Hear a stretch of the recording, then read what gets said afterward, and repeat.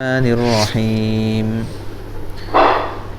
واستبق الباب وقدت قميصه من دبر وألف يا سيدها لدى الباب قالت ما جزاء من أراد بأهلك سوءا إلا أن يسجن أو عذاب أليم قال هي راودتني عن نفسي وشهد شاهد من أهلها إن كانت قميصه قد من قبل فصدقت وهو من الكاذبين وإن كان قميصه قد من دبر فكذبت وهو من الصادقين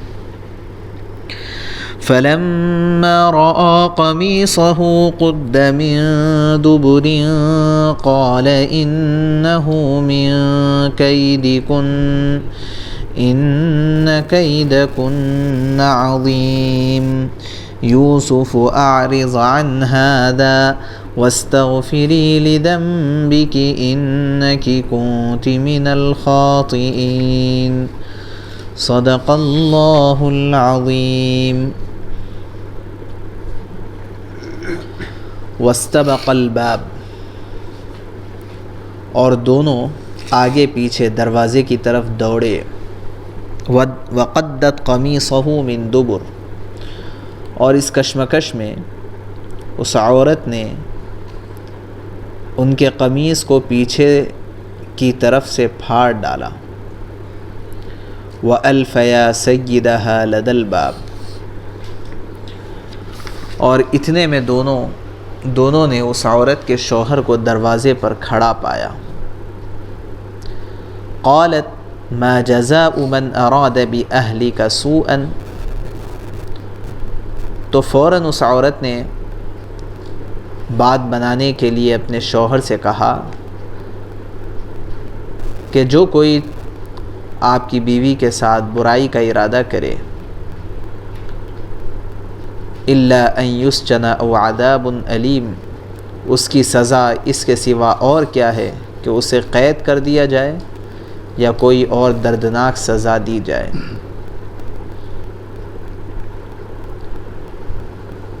قال ہی راودتنی عن نفسی وشہد شاہد من اہلہا، یوسف علیہ السلام نے بات کی صفائی پیش کرتے ہوئے کہا یہ خود تھیں جو مجھے ورغلا رہی تھیں.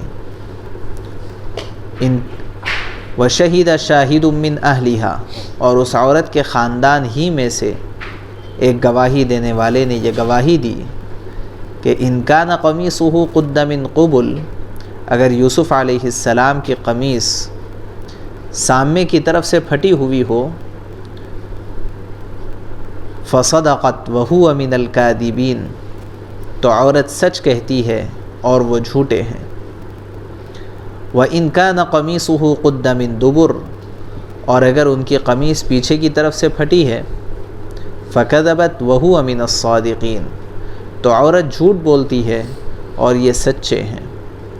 فَلَمَّا رَأَى قَمِيصَهُ، پھر جب شوہر نے دیکھا کہ ان کی قمیص قد من دبر، پیچھے سے پھٹی ہوئی تھی، قال انہ من کیدکن، تو اس نے کہا کہ یہ تم عورتوں کی مکاری ہے. ان کیدکن عظیم، واقعی تم عورتوں کی مکاری بڑی سخت ہے. یوسف اعرض عن ھذا، اے یوسف تم اس بات کا کچھ خیال نہ کرو. واستغفری لذنبک، اور اے عورت تو اپنے گناہ کی معافی مانگ. انکی کنت من الخاطئین، یقینی طور پر تو ہی خطا کار تھی.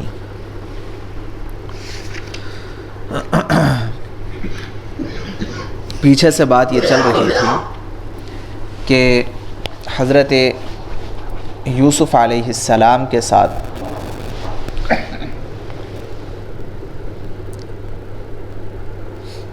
زلیخا نے جو حرکت کی تھی اور جو ارادہ رکھتی تھی،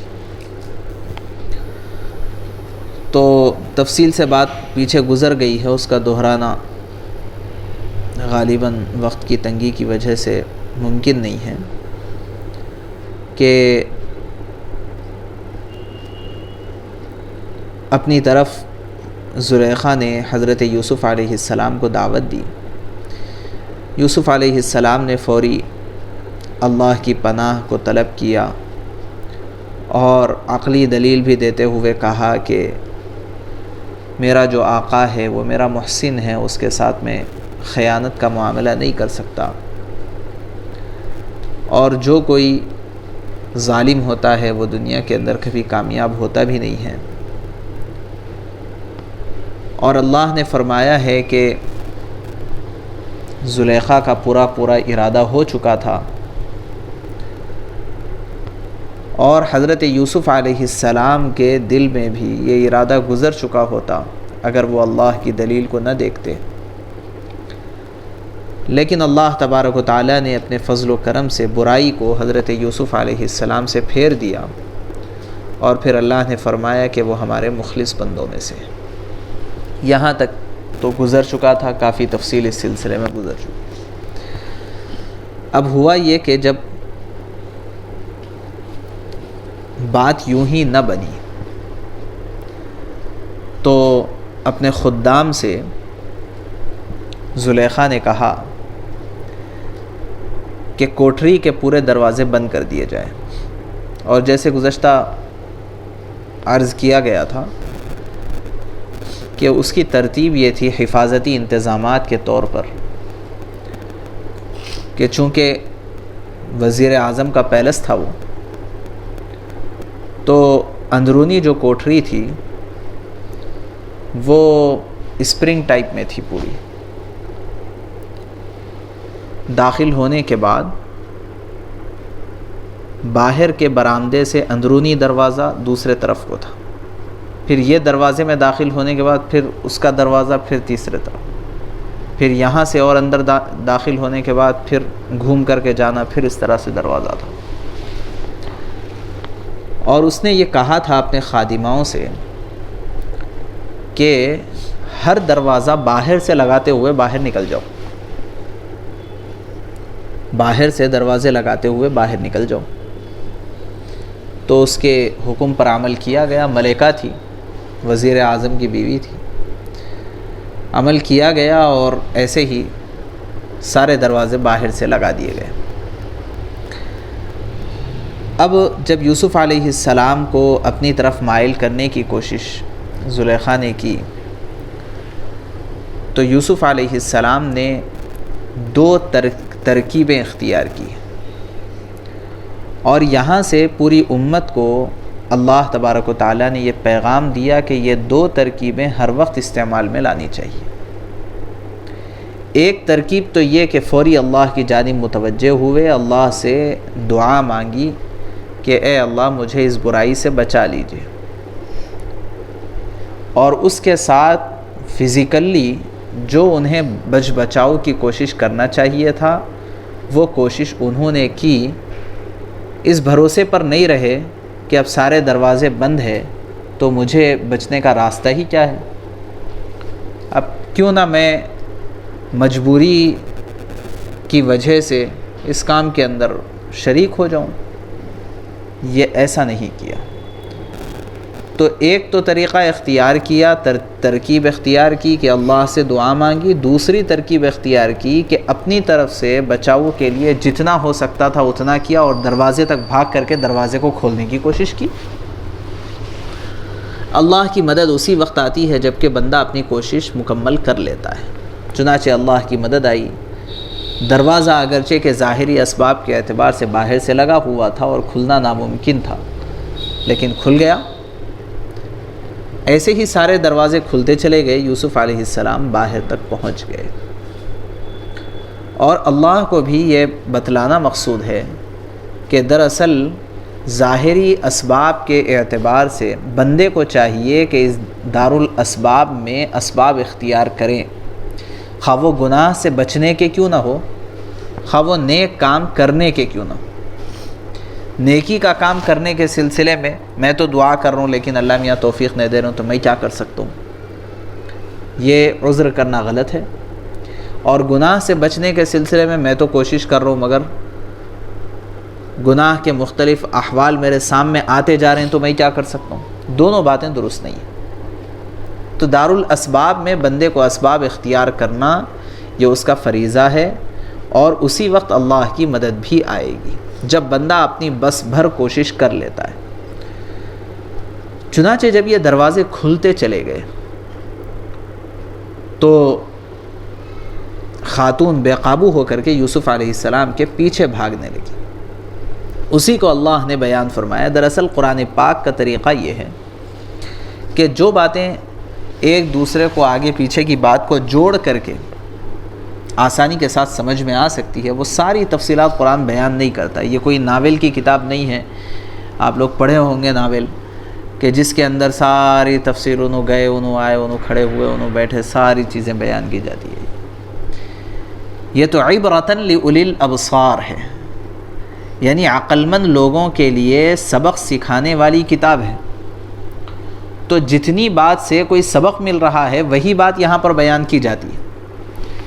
چنانچہ فرمایا اللہ نے واستبقا الباب، یہ تثنیہ کا صیغہ ہے، استبقا، دو کے لیے یہ لفظ استعمال ہوتا ہے، جیسے بوت انگلش میں استعمال ہوتا ہے۔ تو یہ دونوں کے دونوں آگے پیچھے ہو کر کے دروازے کی طرف دوڑے،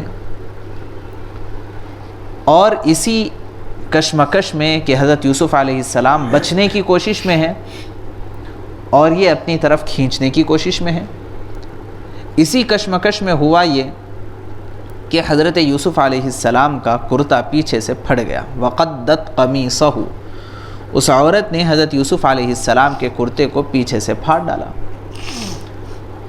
اور بہرحال وہ تو بچ کے آگے نکل گئے، تیزی کے ساتھ باہر پہنچ گئے۔ جب یہ محل کے دروازے کے باہر بیرونی دروازے تک پہنچے تو عجیب و غریب منظر یہ تھا کہ زلیخا کے شوہر، اور جو اس وقت وزیر اعظم تھے اور بعد میں جا کر کے یہ بادشاہ بھی بن گئے تھے، صدر بن گئے تھے مصر کے، اس وقت وزیر اعظم تھے، تو وہ وہاں دروازے پر کھڑے مل گئے۔ وَأَلْفَيَا، اور ان دونوں نے پا لیا سیدہا، اپنے شوہر، اپنے آقا کو، لدى الباب، دروازے کے پاس ہی کھڑے ہوئے تھے، اور یہ بچتے بچاتے یوسف علیہ السلام باہر نکلے، پیچھے یہ زلیخا بھی نکل آئی، اور دیکھتے ہی فوری زلیخا نے کہا ایسے ہی کوئی بھی خاتون اتنے بڑے شخص کی بیوی تھوڑا ہی بن جائے گی، بہت ساری خوبیاں ہوتی ہیں، اور وہی خوبیوں کی وجہ سے انتخاب بھی ہوتا ہے، اور خاص طور سے اس وزیر اعظم کا انتخاب جس نے ایک نظر میں یوسف علیہ السلام کو پہچان لیا کہ یہ کتنا ہیرا شخص ہے، تو واقعی اپنی بیوی کے انتخاب کے لیے بھی وہ وہی غور و فکر کر کے، سوچ سمجھ کر کے انتخاب کیا ہوگا۔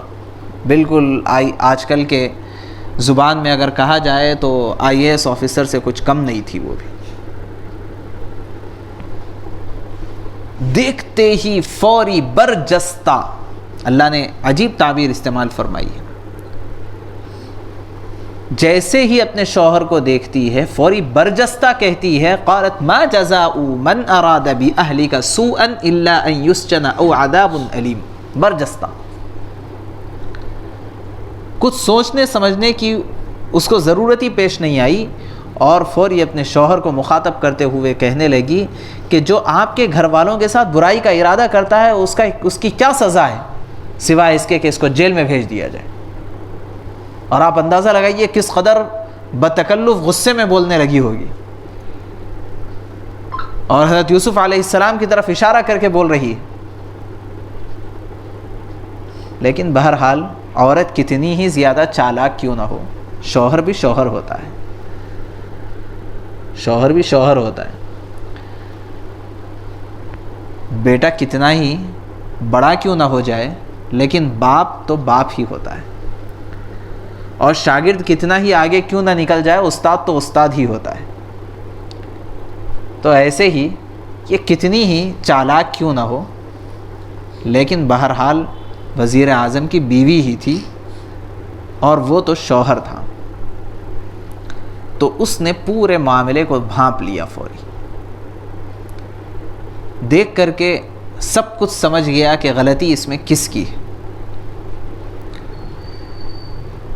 اور جیسے ہی زلیخا نے یہ جملہ کہا، آگے بڑھ کر کے اقدام کیا، تو فوری حضرت یوسف علیہ السلام نے بھی تردید کر دی اور کہنے لگے ہی راودتنی عن نفسی، وہ خود مجھے پھسلا رہی ہے، میں نہیں کیا کچھ، وہ خود مجھے پھسلا رہی ہے اپنی طرف سے.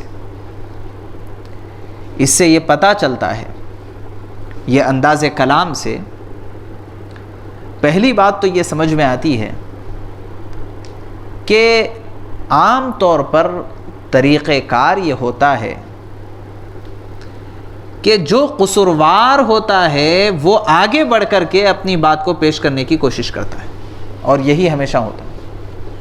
ایک مثل مشہور ہے کہ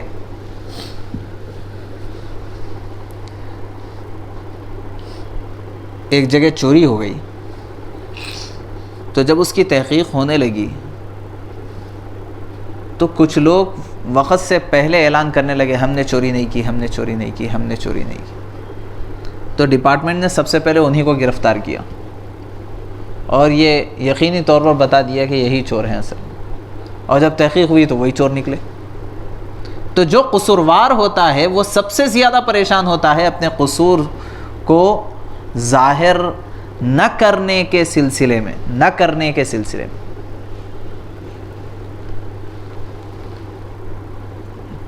تو چالاکی بعض مرتبہ الٹی پڑ جاتی ہے. یہ چالاکی الٹی پڑ گئی. آگے بڑھ کر کے زلیخا نے کہا تو صحیح، اور یوسف علیہ السلام کیا کہتے ہیں ڈیفینسیو پوزیشن میں آ گئے. اب انہیں دفاع کرنا پڑا، اگرچہ کہ ان کو صفائی دینی پڑی.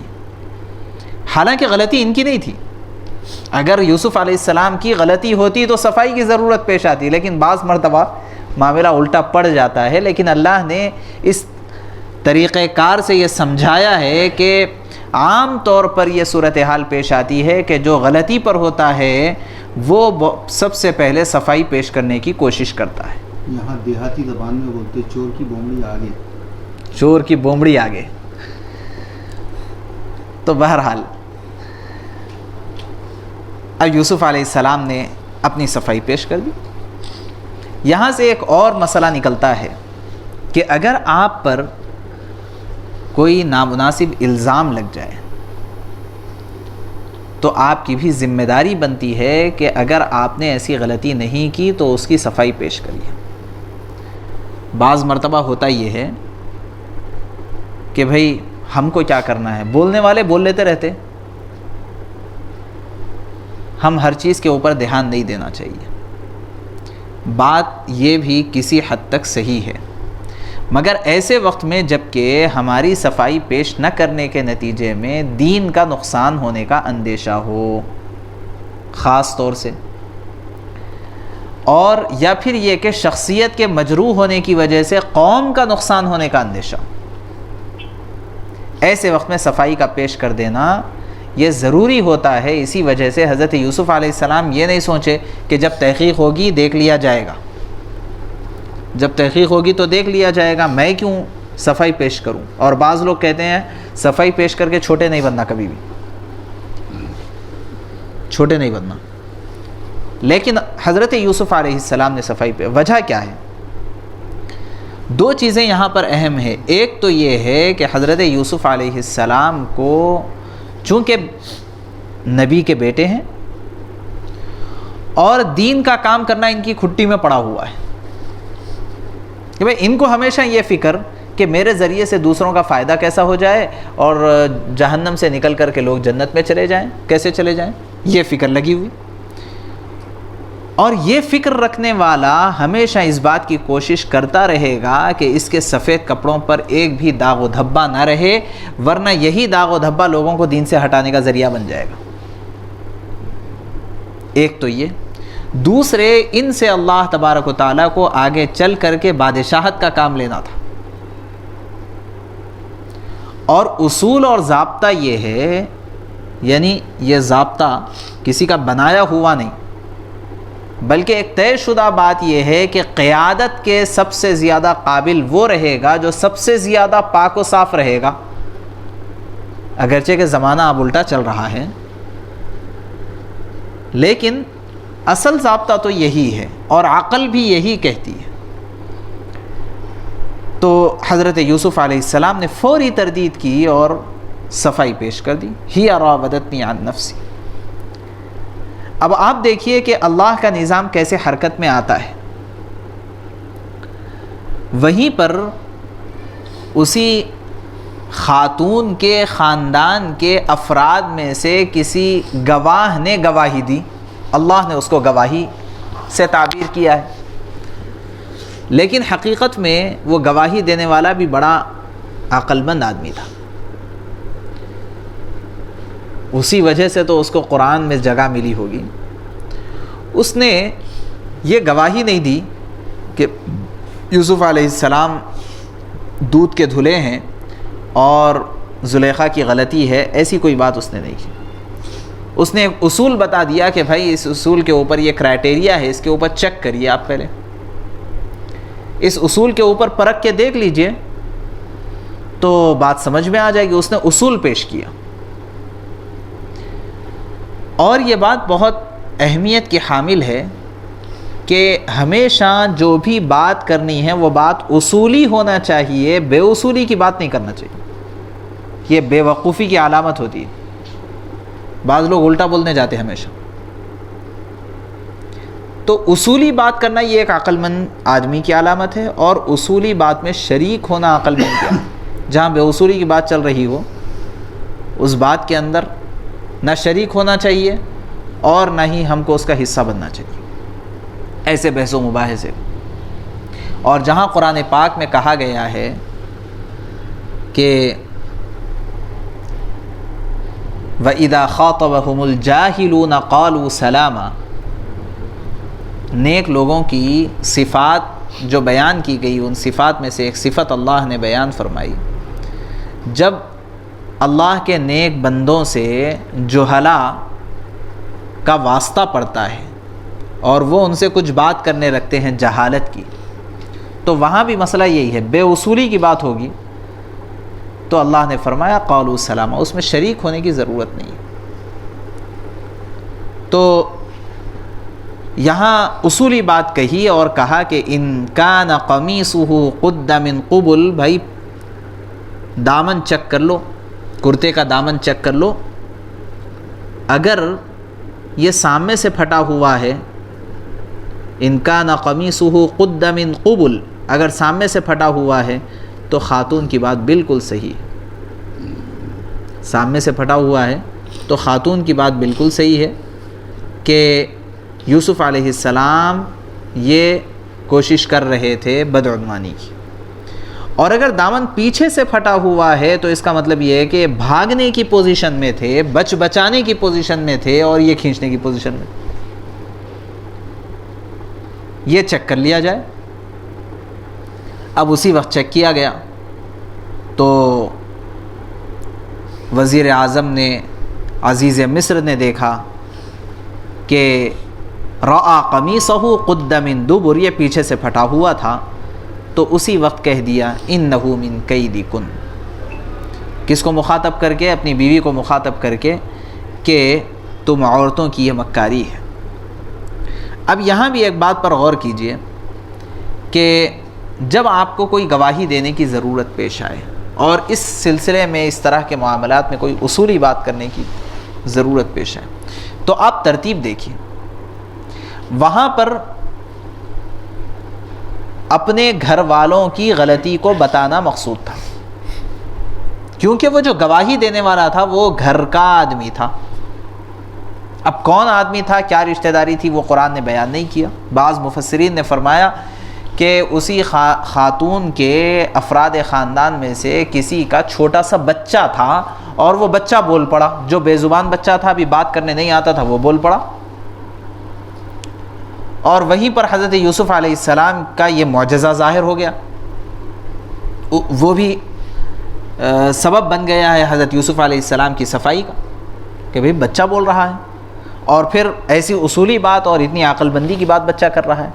لیکن آپ ترتیب دیکھیے کہ اس نے یہ نہیں کہا کہ اگر دامن پیچھے سے پھٹا ہوا ہے تو یوسف علیہ السلام کی غلطی، سامنے سے پھٹا ہوا ہے تو عورت کی غلطی، یہ نہیں کہا۔ یعنی یہ کہا ہے کہ دامن سامنے سے پھٹا ہوا ہے تو یوسف علیہ السلام کی غلطی، پیچھے سے پھٹا ہوا ہے تو عورت کی غلطی۔ نہیں سمجھے؟ ترتیب اس نے جو اختیار کی ہے وہ یہ کہ پہلے چونکہ یوسف علیہ السلام کی اس میں برات کا معاملہ تھا، یوسف علیہ السلام کی برات کا معاملہ تھا، اس لیے پہلے کیا فرمایا؟ ان کان قمیصہ قد من دبر فکذبت، پہلے عورت کے سلسلے میں بات بیان فرمائی کہ اگر قمیص، پہلے عورت کی صداقت کو بیان کیا، کیونکہ گھر کا معاملہ ہے، گھر کا معاملہ ہے۔ اگر پہلے عورت کے کاذب ہونے کو بیان کر دیا جاتا تو کوئی یہ الزام لگا سکتا تھا کہ بھئی پروپیگنڈا ہوا ہے، پہلے سے یہی بولنے کے لیے ٹھہرے ہوئے ہیں تم۔ پہلے عورت کی صداقت کی علامت کو بتلایا کہ اگر دامن سامنے سے پھٹا ہوا ہے تو بھئی ہماری خاتون سچی ہے اور یہ جھوٹے، لیکن دیکھ لو اگر پیچھے سے پھٹا ہوا ہے تو پھر تو معاملہ اس کے برعکس ہے۔ آپ سمجھ رہے؟ تو یہ جو ترتیب ہے، یہ ترتیب بھی قرآن پاک نے بیان کر کے ہمیں سمجھایا ہے کہ گواہی دینے کا بھی اصول کیا ہونا چاہیے، گواہی دینے کا بھی اصول کیا ہونا چاہیے۔ بہرحال جب یہ بات طے ہو گئی تو وزیر اعظم نے حضرت یوسف علیہ السلام سے کہا کہ بھئی جانے دو، اس معاملے کو رفع دفع کرو، یوسف اعرض عن ھذا، اس کو رفع دفع کرو۔ اب تو یہ ظاہر ہو چکا تھا، یہ ثابت ہو چکا تھا کہ وزیر اعظم کی بیوی کا قصور تھا اور یوسف علیہ السلام پاک تھے، یہ ثابت ہو چکا۔ تو کہا کہ بھئی چھوڑ دو، اس کو رفع دفع کرو، اور وہاں متوجہ ہو کر کے اپنی بیوی کی طرف متوجہ ہو کر کے کہا استغفری لذنبک، اپنے گناہ کی معافی مانگو۔ ایسا نہیں کہ اپنوں کے معاملے میں پوری ڈھیل چھوڑ دی جائے، اور یہ تو بہرحال غلام ہے، باہر کا ہے، لا کے رکھے سو ہے، اگر انہیں بدنام بھی ہو گیا تو کیا ہونا ہے، اس کو ڈانٹ دیا جائے اگرچہ کہ اس کی غلطی نہ ہو۔ ایسا نہیں ہوا، بلکہ صاف لفظوں میں اپنی بیوی سے کہا کہ اپنے گناہ کی معافی مانگو، انکی کنتی من الخاطئین، اتنے تاکید کے ساتھ، انکی کنتی من الخاطئین، یقینی بات ہے کہ تو ہی خطا کار ہے، تیری ہی غلطی ہے۔ اب یہ بہت اہم جملے ہیں جس کی طرف توجہ دینے کی ضرورت ہے، اسی وجہ سے قرآن پاک نے بیان فرمایا کہ اپنوں کی غلطی کو چھپانا اور دوسروں کی غلطی کو بیان کرنا ایسے وقت میں جب کہ دوسرے کی غلطی نہ ہو اور اپنوں کی غلطی ہو، یہ اس زمانے کے اندر بہت عام ہے۔ چھوٹی سے چھوٹی بات سے لے کر کے پورے حکومتی ایوانوں تک یہ پورا کا پورا معاملہ بگڑا ہوا ہے۔ اللہ نے قرآن پاک میں اس جانب توجہ دلائی ہے کہ یہ طریقہ بالکل غلط ہے، اور وزیر اعظم اور عزیز مصر کا جو طریقہ تھا اس طریقے کے مطابق کام ہونا چاہیے، چنانچہ اسی جانب ان آیات کے اندر توجہ دلائی گئی ہے۔ اللہ تبارک و تعالیٰ سے دعا ہے اللہ ہم سب کو کہنے سننے سے زیادہ عمل کی توفیق نصیب فرمائے۔ سبحان اللہ و بحمدہ، سبحان اللہ و بحمدہ، نشہد